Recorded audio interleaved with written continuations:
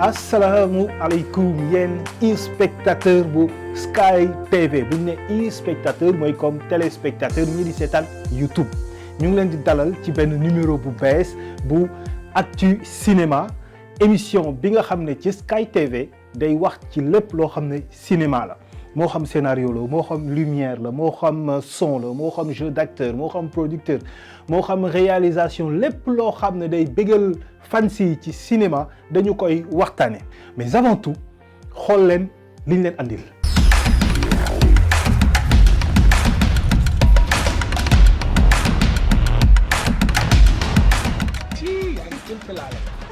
waay bëgg naa lii waay. waaw ma ko simple la. imaginez ma dem tey garage di jël oto bi pour liggéey ñu ma boos bi nga bàyyi bi caag.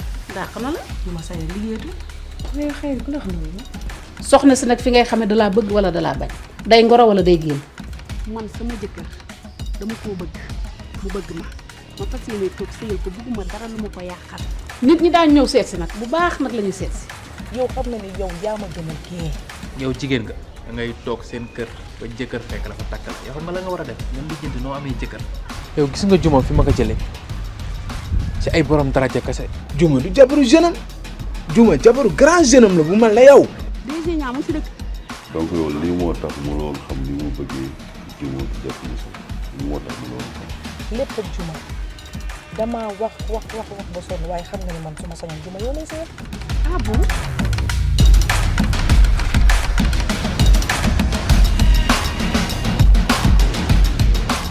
li ñu leen andil mooy néegu sëy benn mini série boo xam ni day daw chaque semaine ci seen chaîne Sky TV néegu sëy day wax ci day raconter day nettali day suivre benn couple góor ak jigéen yoo xam ne dañuy sëy bi ñu sëyee ak léegi yàggul ñu xëy jëkkër ji ñàkk liggéeyam ñi leen seen jegeñaale yi commencé wane seen vrai kanam ñii bëgg sëy bi avancé ñii bëgg sëy bi tas dem sax ba bëgg a nangu jabaru jàmbur pour takkal ko su bopp wala takkal ko geneen góor goo xamante ne yaakaar nañ ci moom xaalis loolu mooy néegu sëy suivre leen Juma ak Sayer naka la ñuy dundee seen sëy ci biir Sénégalu jamono ji nga xamante ne liñ naan réew mi dafa toj bàyyeetuñu kenn mu sëy tranquillement merci beaucoup ñu ngi leen di gërëm di leen sant ci nombre de partages ak commentaires yi tout de suite nous allons passer au top 10 des actrices dootul nekk acteur ak actrice parce que choix bi yombul je vous assure on va se limiter aux femmes yi nga xam ne nag wax dëgg yàlla ñu ngi toj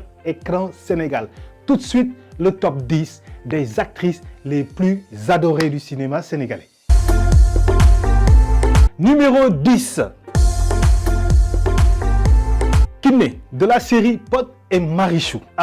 Kiné année bi moom année 2019 bi wax dëgg yàlla sa année la. sa année la tu as bien joué tu as bien figuré maanaam feeñ nga bu baax ci personnage yi nga incarné dañoo gis entre Kiné saison 1 ak Kiné ba saison 4 évolution maturité màgg gi nga màgg ñor gi nga ñor assurance bi nga am lan moo tax sénégalais yi gën la bëgg gars yi gën la dugal seen biir xol mooy péripéties difficulté yi nga xam ne traversé nga ko ci sa biir sëy ak Momo bi nga xamante ne da nga koo fekk nekkul dara Pod sax moo ko tane Pod moo ko jël employé ko ci biir Marodi ngay ànd ak moom di bëgganteeg moom dem sax ba jàppanteeg Elena lu Momo wax nga ne ca lu Momo def nga ne ca ànd ak moom ba tey Momo dem di la fa bàyyi di dem jëli ki nga xam ni moom mooy Sarah andi ko ci biir kër gi di ko doxaan xam nga loolu metti na c'est très difficile def naa Pod sax donte def na ay toj yu rëy mais deful genre boobu et pourtant Kiné tu as résisté tu t'es tellement battu ba bi nga xam ne sax Momo dem na ba tàbbi ci géej gi ca xeexam bi ak Roger sax Kiné tu étais là tu t'es senti coupable te après tant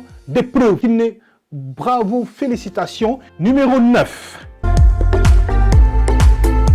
VIP Sañse ak waa Pikini Production ñu fekkaat fa Bintou Thiam la drôle reetaanlu foo ko fekk bëri manière bëri feem dégg nga et je t'assure ku dund ak waa jooju Maïssa Thiam nga supporté ko franchement yow ponkal nga Maïssa Thiam je te fais un big up parce que li gën a impressionnant mooy Maïssa Thiam dafa ñëw andi facette boppam benn comédie bu bees priñ ko te DJ.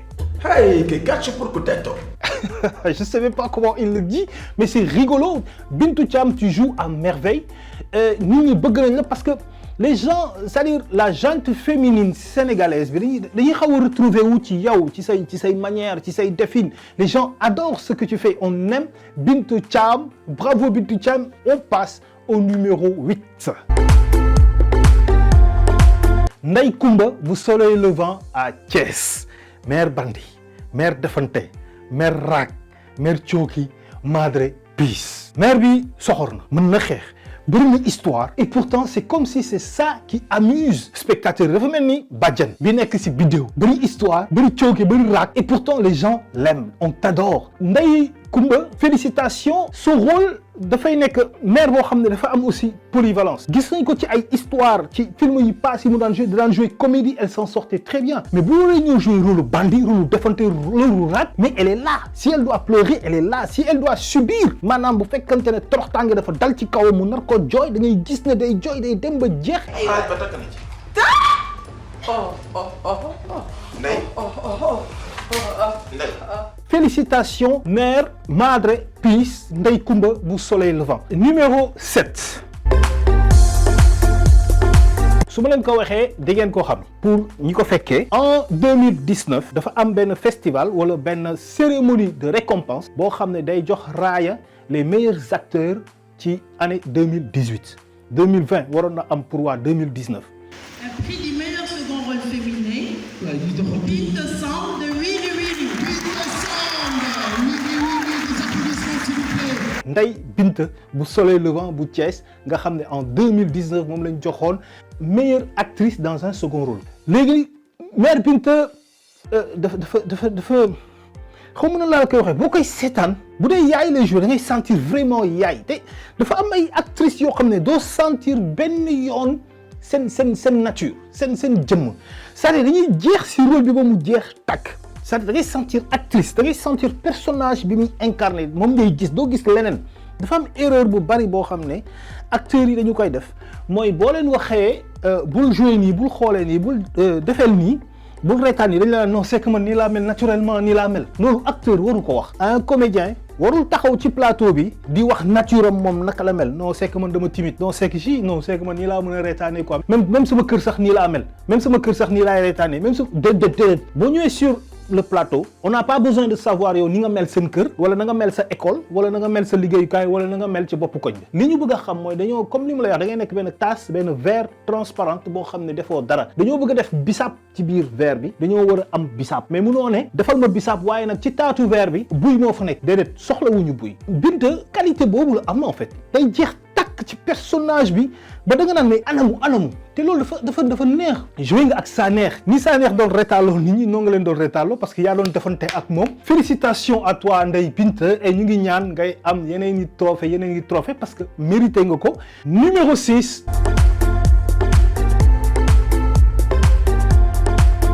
Bidéo de la série Bidéo on adore Bidéo mais on va me demander pourquoi gënul yéeg ci biir ci classement bi dem ba numéro 2 numéro 3 la simple raison mooy Bidéo on la voit que dans Bidéo en fait gisuñ ko ci année bi yëpp boo xoolee Bidéo elle joue bien elle est extraordinaire elle est très belle machallah mais on l'a réservé que ci benn weer ci année bi comme li ñuy wax amuloo compétition c'est pas de ta faute c'est la production qui ne te met pas assez en valeur qui ne te met pas assez en avant enfin je sais pas Leuz Média war na mën a créer benn série boo xam ne Bidéo da ciy nekk tudd bi neneen ñu lay gën a créer ay histoire ce qui est dommage aussi mooy remarqué nañu c'est Ramadan 2020 on a senti un retrait c'est-à-dire le personnage de Bidéo dafa mel ni production bi daf ko teg un peu en retrait jiital Leyti Fall jiital Badiane jiital Daro ils ont bien joué machallah ay ponk lañ ay ndaanaan lañ mais je me dis bon n'oublions pas quand même que la série c'est la série Bidéo l'égérie de Bidéo l'actrice principale c'est Bidéo on ne doit pas la mettre benn côté moom ak jëkkëram rek ñuy xoolante merewoo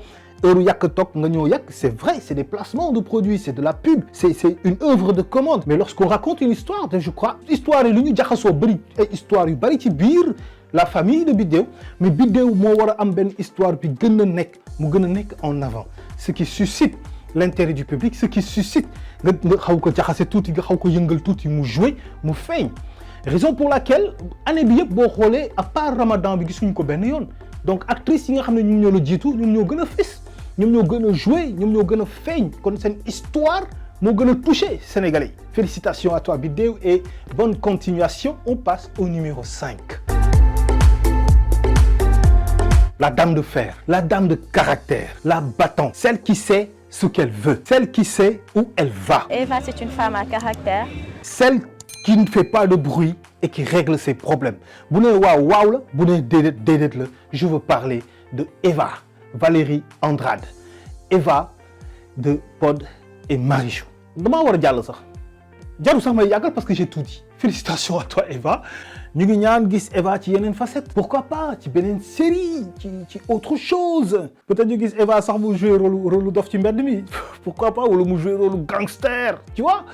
On a envie de voir Eva dans autre chose. Numéro 4.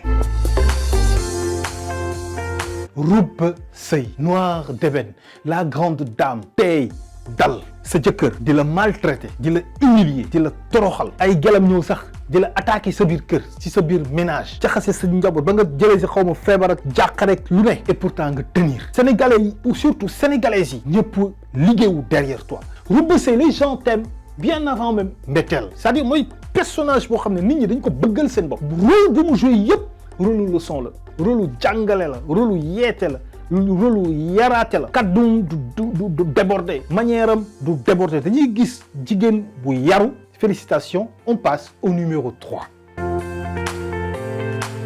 Man chaque fois loolu laay wax 300 épisodes en 2 saisons joué encaissé bëgg jooy xeex défendre mere baal fayu jéggale tout lépp la encaissé. Je veux parler de Soumboulou Bathily de Soleil Levant ou bien oui l'associé de Soleil Levant. bu ngeen seetloo am na benn woy sax bu ñu ko tëggal moom ak Jojo ak Cheikhouna déglu leen bongo maa ni muy woy. yaa safle Cheikhouna di wër yaa safle moo Jojo takk na Soumboulou coow li ne kur waaw yee mbay du woo se jaay na kër baay ba coow li ne kur mbay du se wuyu Cheikhouna liggéey Soumboulou bu ko bu ci ndaay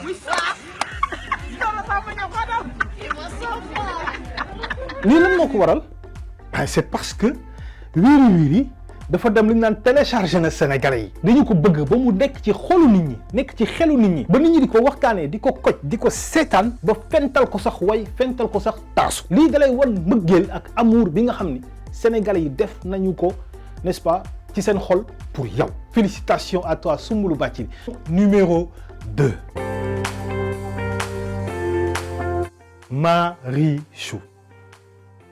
bañ naa ko sax ba dama taxaw ne waaw Marichou ak numéro 1 bi kan la ñu war a jël moom numéro 1 la war a nekk wala numéro 2 j'en ai fait un débat. mais après la majeure partie de personnes yi ma laaj yëpp dañoo ne non def ko numéro 2 quand même. Marichou depuis saison 1 lañ la bëgg c'est-à-dire tu es un personnage boo xamante ne estime sénégalais yi fi ñu la tegoon ci bi ngay soog a découvrir ci saison 1 ba saison 4 wàccul. Les gens aiment Marichou parce que xam nga dafa nekk benn jeune jigéen buy sëy jigéen joo xam ni waroon na mën a ne man damay sëyu jeunesse sëyu tubaab mais dafa nekk jeune boo xam ni day sëyu mag ña maanaam sëyu teral sa jëkkër toppatoo sa jëkkër muñal sa jëkkër bëgg sa jëkkër ànd ak sa jëkkër ci lépp lu muy def dinañ la mere parce que dañ naan est-ce que sa waa ji jar na ko mais yow tu montres à tout le monde que jar na ko parce que da nga ko bëgg nga dem ba naan yow sa jëkkër ni nga may toroxalee nii di ma maltraiter à cause d'une autre femme takk ko mu ñëw ci biir kër gi tu l'as fait tu t'es battu pour ton mari. Marichou, on attend, on espère aussi te voir dans d'autres rôles de Marodi TV ou d'autres personnes peut-être. Loolu dès que tu réussis ça et je suis sûr que tu pourras réussir léegi nag bu boobaa ñu naan c'est ça la confirmation. Mais pour le moment Marichou, les Sénégalais t'adorent, les Sénégalais t'aiment. Man je suis sûr que tey boo demoon ba saison 10 les Sénégalais continueront à regarder Pod et Marichou.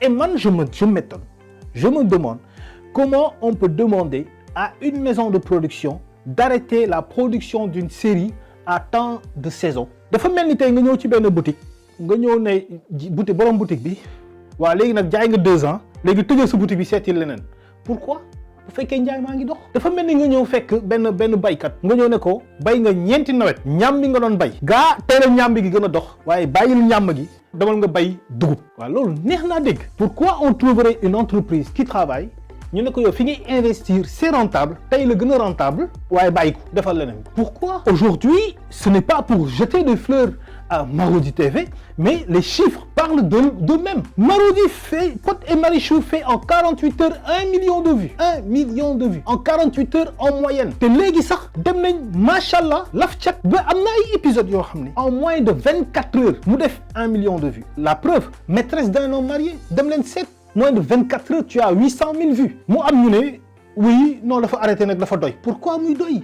Alors que vous acceptez de regarder Game of Thrones saison 8 ngeen seetaan 24 heures chrono saison 9 ngeen di seetaan Superman la xawma saison 10 ngeen di seetaan Dallas Dynasty ba ay saison 20 ñun au lieu que ñu félicité wu ñu kontaan ci Pod et Marichou saison 7 wala Idole saison 10 wala Idole saison 20 Meursault saison 15 wala Madior ak Dior saison 9 les gens disent ça suffit doy na. Pourquoi? Alors que ça yu ñu ko tegee nga seetaan ko.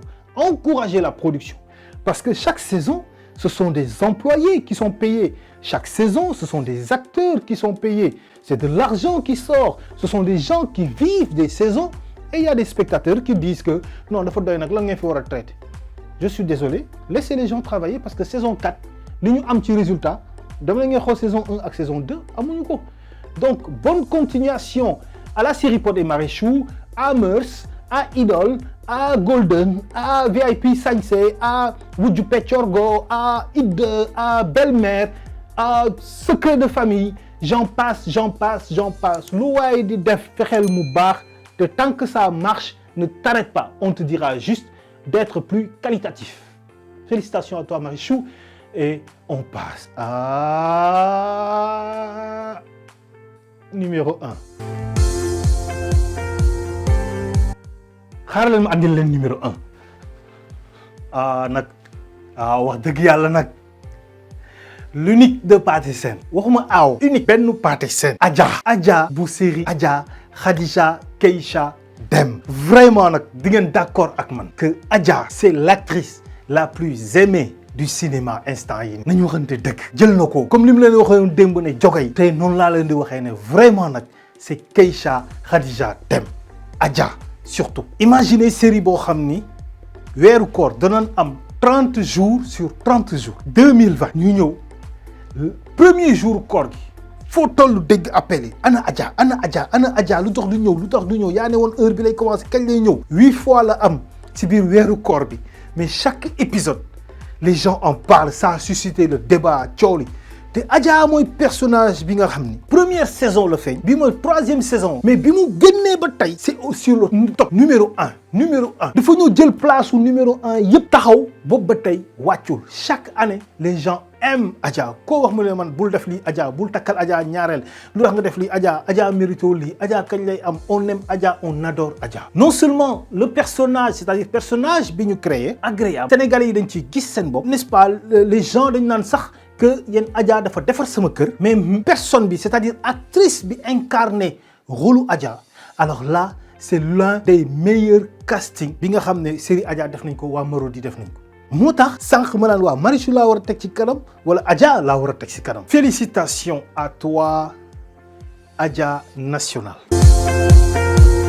ci classement yëpp ce qui a suscité c'est-à-dire li waral mbëggeelu sénégalais yi mooy histoire d'amour histoire de souffrance actrices yi nga xamante ne gars yi dañ leen a gën a bàyyi xel yëpp dañoo dund souffrance sénégalais ci boppam c'est-à-dire spectateur bi moo bëggul lu métti bu ñu la tegee lu métti rek automatiquement da lay jàppale automatiquement day far si yow spectateur bi bu ñëwee ba far si yow il faut nga jox spectateur lu tax mu toog ak yow mooy y a deux choses la valorisation du personnage maanaam tey ñu valoriser personnage bi te boobu scénariste bi ak réalisateur bi ñoo koy def ñu valoriser personnage bi mais aussi acteur bi dafa war a tamit valoriser personnage am maanaam acteur boo xam ni wala actrice benn comédien boo xam ne danaan man rôle figurant lañ ma jox kon mën naa ko jouer daal su ma ñëwee ma jouer figurant rek laay jouer bañ na ko sax ba buy dem këram xam ne benn rôle benn séquence bu muy jur jaar jàll rek la def du sawar ne faites jamais ça di nga toll ci sa carrière foo xam ni mënatoo jouer yenn rôle yi. acteur day am valeur ni ngay valoriser sa bopp da ngay xam foo toll ban niveau nga toll ak ban niveau nga jëm. am na koo xamante ne bu demee ci benn stade bu mu ne toll naa ci niveau bi damay bàyyeeku jamais bu leen bàyyeeku c'est-à-dire lépp luñ la jox rek dis-toi que tey laa koy soog a tàmm. tey su ma nekkee Ousseynou Ba ma joué agent Martin Bass saison 2 ma ñëwaat joué agent Martin Bass saison 3 et je me dis ok joué naa saison 2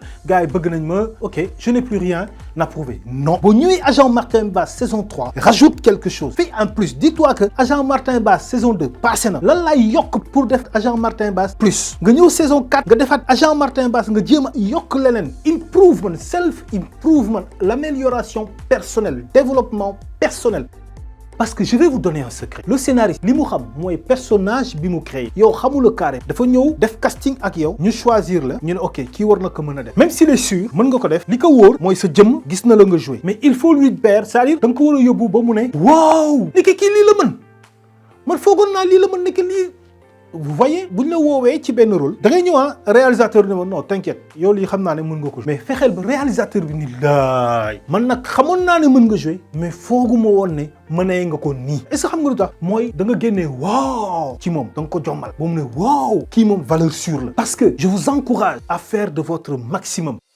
N'acceptez jamais d'être ci benn personnage kese. Soyez polyvalent. Polyvalence c'est obligatoire. Gis nga polyvalence du ndam. non wuu kii dafa ay en plus dafa polyvalent. déedéet polyvalent du ndam. polyvalent dafa war ci bépp acteur bu mu war a doon. c'est obligatoire dafa mel ni un footballeur boo xam ne mënuloo dëgg bal. kese gis nga mu simple ci football. si tu n'es pas polyvalent tu n'es pas acteur. polyvalence dafa am. je vous donne un exemple de polyvalence xool leen Johnny Depp. mu joué Pirates des Caraïbes. mu joué John Dillinger. mu jógee fa joué waat xaw ma Charlie et la chocolaterie. façon yu nekk lay joué. Kate Blanchett bi mu c'est la même chose. Will Smith par exemple, c'est la même chose. Ils sont hyper polyvalents parce que c'est basique, c'est très normal.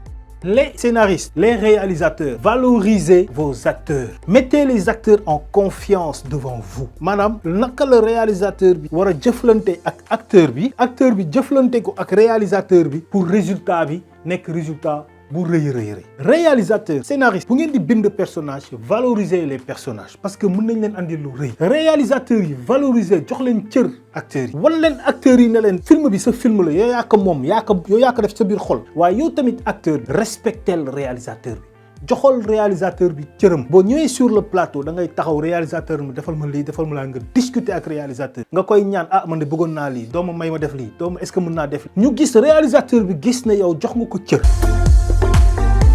Félicitations à vous, du courage, on bosse le cinéma ca kaw sa kanam, les acteurs, les techniciens ci kaw sa kanam. Félicitations à tout le monde. Réaliser yombul, liggéey bi yombul, mais il faut toujours pousser, il faut toujours se remettre en question, faire de l'introspection, di xool li baax ak li baaxul ñu koy jéem a améliorer. À très bientôt pour un nouveau numéro de votre émission Actu Cinéma avec Khalifa Ba, réalisateur. Ciao.